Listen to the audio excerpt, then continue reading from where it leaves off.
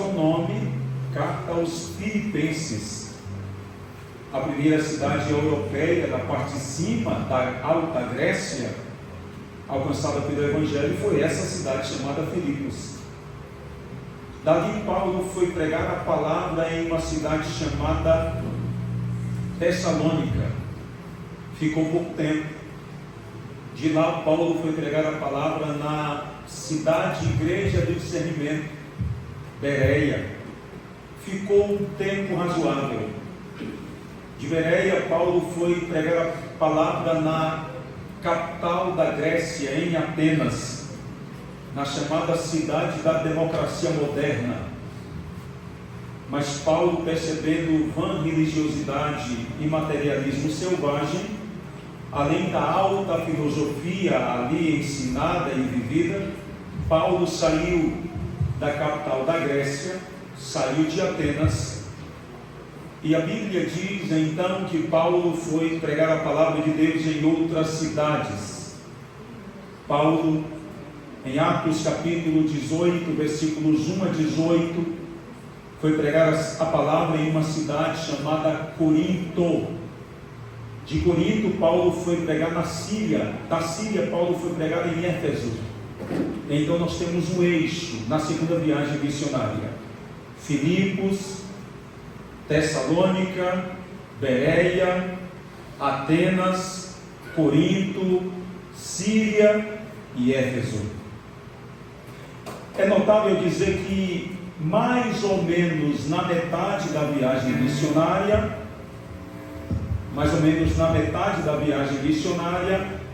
Paulo então chegou para pregar a palavra nessa cidade chamada Corinto.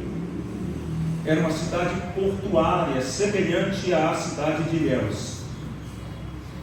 Abrindo mão dos detalhes de cultura, de língua, mas abraçando outros detalhes que julgo necessário, Corinto era uma cidade cosmopolita e tinha uma pluralidade muito grande de culturas inseridas nela. Apesar de dizer que abriria mão de algumas coisas, eu preciso lançar mão de outras, faz parte do nosso raciocínio. Em Corinto havia pessoas de muitas cidades das cercanias e de vários países do mundo. Era uma cidade cosmopolita.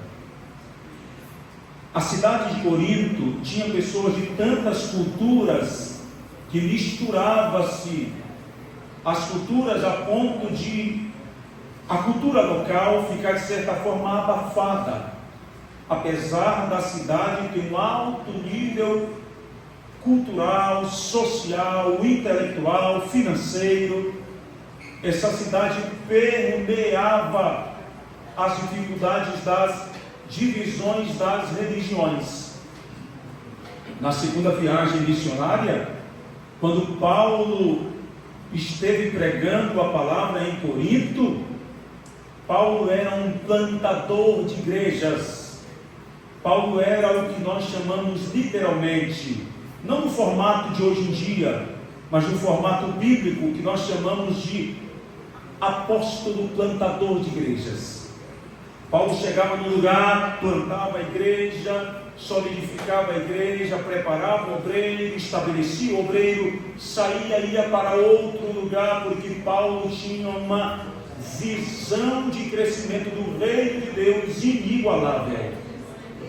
Quando pregando na cidade, em Corinto, estabelecendo uma igreja, a igreja local que Paulo, o apóstolo, estabeleceu como coluna e firmeza da verdade. Eu repito, de propósito a minha fala, em Corinto, foi uma igreja que não pôde desfrutar de tanto tempo do ministério apostólico de Paulo, de maneira que Paulo ficou em Corinto apenas 1 ano e meio, 18 meses, ensinando, orientando, exortando, capacitando. Essa igreja estabelecida em Corinto era uma igreja que era uma bênção e era um problema.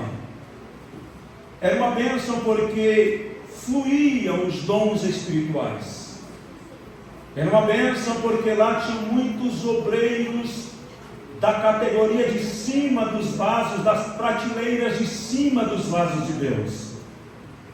Obreiros como Apolo, por exemplo, que era um talentoso pregador do Evangelho. Em Corinto, os dons espirituais eram tão fáceis de serem encontrados no dia a dia da igreja, que as pessoas não sabiam como gerenciar a questão dos dons. Paulo então tomou a palavra na primeira carta, exatamente para dar ordem, para estabelecer, para ensinar a respeito dessas e de outras coisas. Eu tratei algumas características positivas, mas a igreja em Corinto foi motivo de lágrimas e de intensas preocupações do apóstolo Paulo. Sabe por quê? Porque a divisão havia entrado naquela comunidade cristã. Por causa da moralidade sexual, será tão terrível que, para vocês terem noção, tinha filhos que vou usar uma expressão aqui ética, que estavam contraindo, entre aspas, casamento com a própria mãe, para não ser vulgar nas minhas palavras. As pessoas ricas daquela comunidade cristã, os irmãos ricos, menosprezavam os irmãos mais pobres. Quem tinha condições, chegava na igreja para os cultos e queria oportunidade de destaque. E na ceia? Na ceia, quem tinha mais condição comia primeiro. Quem não tinha, comia depois, ou nem comia. Paulo então toma a palavra para estabelecer algumas coisas a nível de orientação nessa igreja em Corinto, a igreja que era rica nos dons espirituais, mas extremamente imatura em sua conduta e na sua vida diária com Jesus. Durante a celebração da ceia do Senhor, o desrespeito era algo que avassalava, e não apenas o desrespeito. Alguns comiam em excesso, enquanto outros, já citei, passavam fome. Aquele momento que deveria ser um momento de introspecção, de celebração e de alegria, passou a ser um momento de preocupação em meio à comunhão, porque o banquete da ordem estava se transformando em banquete da desordem, banquete da desunião, banquete da vaidade, da apresentação das roupas, da apresentação dos rostos, da apresentação dos dons. Então, diante disso, o apóstolo Paulo toma a palavra como arauto da verdade e a plenos pulmões. Paulo escreve. Tem gente que presente, grita e não consegue falar nada. E Paulo, à distância, escreveu uma carta e todos ouviram a voz orientadora do apóstolo Paulo para corrigir esses comportamentos, para restaurar o que estava distorcido. Paulo estava falando na primeira carta aos Coríntios, no capítulo 11 e no versículo 23, vocês já devem ter ouvido largamente pregações a respeito disso, sobre o importante da verdadeira ceia. Paulo trata a memória viva do sacrifício de Jesus, e ele lembra aos coríntios que a ceia não era uma tradição, ou apenas, e na verdade a ceia estava acima de uma tradição vazia. A ceia era a proclamação da cruz, do sangue derramado, do corpo entregue e da graça recebida. Paulo, quando fala, escrevendo a essa igreja, a igreja dos dons e ao mesmo tempo da divisão, ele fala sobre ceia, lembrando que a ceia era o altar da aliança. Eu gosto dessa expressão. A ceia era o altar da aliança. Nela, o sangue de Jesus falava mais alto que a culpa, mais alto que a dor, mais alto que a depressão, mais alto que a tristeza, mais alto que a condição financeira, mais alto que o pecado. A ceia nos lábios de Paulo era o chamado à unidade, ao arrependimento sincero, à esperança gloriosa da volta de Jesus Cristo, o nosso Senhor. Método pedagógico, mão no ombro da direita e da esquerda, você vai olhar no rosto dessa pessoa e você vai dizer para ela: a mesa onde o sangue falou mais alto está aqui. Diga: a mesa onde o sangue falou mais alto está aqui. A mesa não mudou, a mesa não passou por reformas.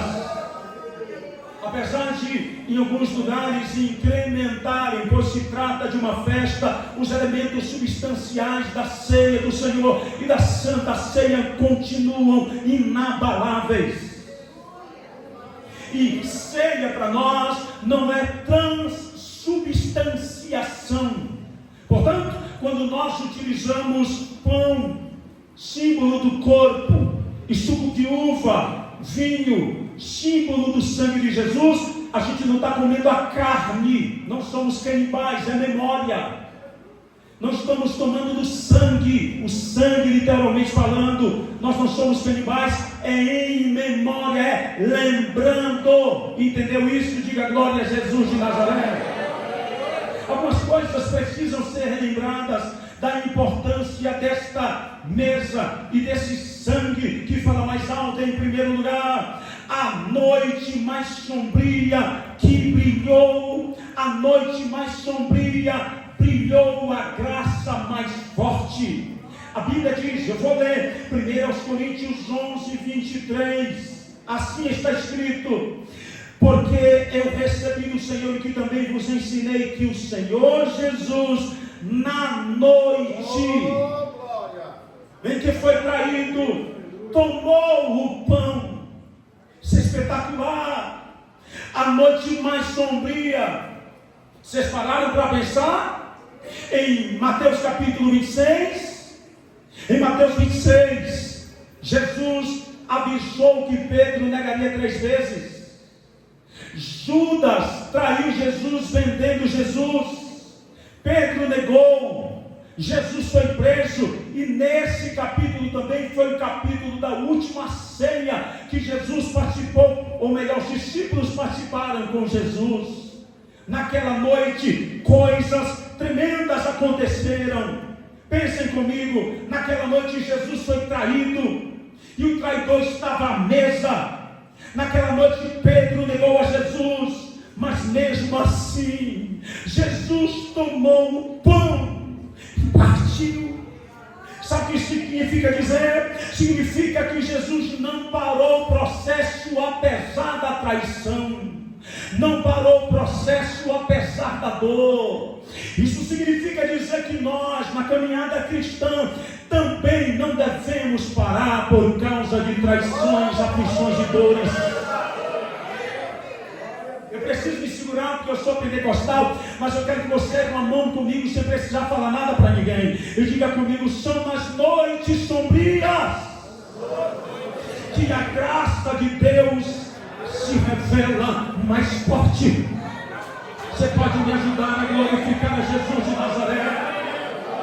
Não tem um cristão aqui, um sequer, que possa abrir a boca e dizer: nunca passei por uma noite sombria, nunca passei por dores, por aflições, por enfermidades, por levantes, por angústias, por faltas, por necessidades, por abandonos, por ignorarem minha alma, por situações as mais diversas possíveis da vida cristã.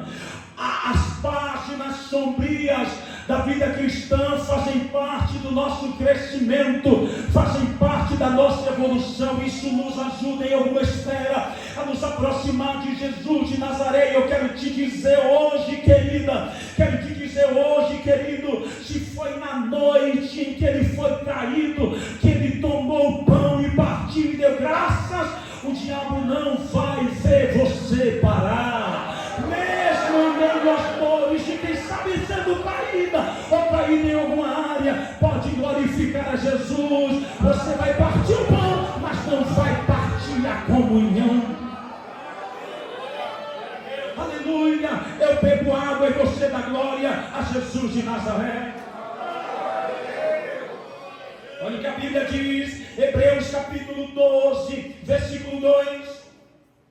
Olhando para Jesus, o autor e consumador da fé, o qual pelo gozo que lhe estava proposto, suportou a cruz, desprezando a afronta, assentando-se à destra no trono de Deus. Por que é que eu estou citando isso? Porque Jesus suportou a cruz. A Bíblia diz assim, desprezou a vergonha. É muito forte falar sobre isso aqui, porque apesar da roupa de ver Deus hoje à noite, apesar dos, quem sabe, adereços sobre nosso corpo, apesar